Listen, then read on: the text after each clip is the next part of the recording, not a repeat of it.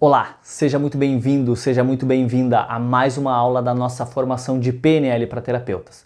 Eu sou Vitor Silveira e hoje nós vamos aprender sobre técnicas de ancoragem da PNL e como elas podem ser utilizadas para ajudar os nossos clientes a lidar com emoções negativas e alcançar os seus objetivos. Para começar, é importante entender o que é ancoragem. A ancoragem é um processo de associar um estímulo externo a um estado interno específico. Isso significa que, quando uma pessoa experimenta um estado emocional forte, um estímulo externo pode ser associado a esse estado, de forma que a simples exposição ao estímulo pode evocar novamente aquele estado emocional. Existem vários tipos de âncoras, incluindo ancoragem visual, auditiva e sinestésica. A ancoragem visual envolve associar um estímulo visual a um estado emocional. Por exemplo, uma pessoa pode associar a cor verde a uma sensação de tranquilidade. A ancoragem auditiva envolve associar um estímulo sonoro a um estado emocional. Por exemplo, uma pessoa pode associar uma música alegre a um estado de felicidade. A ancoragem sinestésica envolve associar um estímulo tátil, físico, a um estado emocional. Por exemplo, uma pessoa pode associar a sensação de calor nas mãos a uma sensação de segurança. Na terapia, as técnicas de ancoragem podem ser aplicadas para ajudar os clientes a lidar com emoções negativas, como ansiedade e medo, por exemplo, e alcançarem os seus objetivos, como aumentar a confiança e a motivação. Uma técnica comum é a ancoragem de estado, onde um estado emocional desejado é associado a um estímulo externo específico.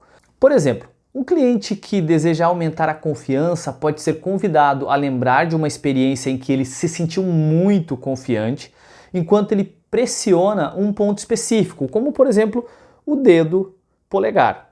De forma que, quando o cliente pressiona esse ponto novamente no futuro, ele é capaz de evocar novamente aquele estado de confiança. Uma outra técnica bem comum é a ancoragem de estímulo, onde um estímulo externo específico é associado a um estado emocional desejado. Por exemplo, um cliente que deseja sentir muito mais motivação pode ser convidado a ouvir uma música que deixe ele animado antes de realizar uma tarefa desafiadora, por exemplo. Isso cria uma âncora, de forma que, quando o cliente ouve a música novamente no futuro, ele é capaz de evocar novamente o estado de motivação. Vamos agora ver alguns exemplos práticos de aplicação de técnicas de ancoragem na terapia.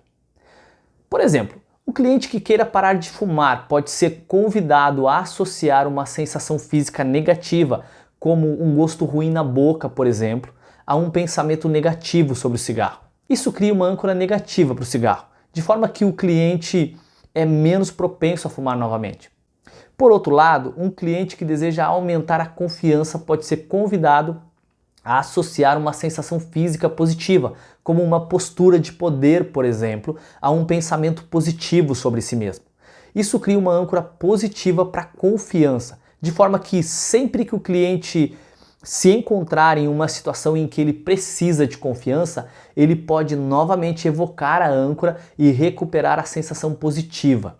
Outra técnica de ancoragem é a ancoragem em cadeia, que é usada para criar uma sequência de âncoras positivas que levam a um estado desejado muito mais poderoso.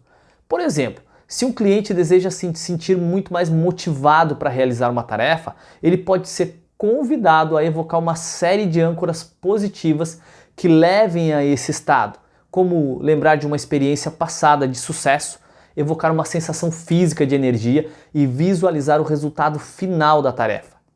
Além disso, existem várias outras técnicas de ancoragem, como ancoragem de contexto, a ancoragem de recursos e a ancoragem de grupo.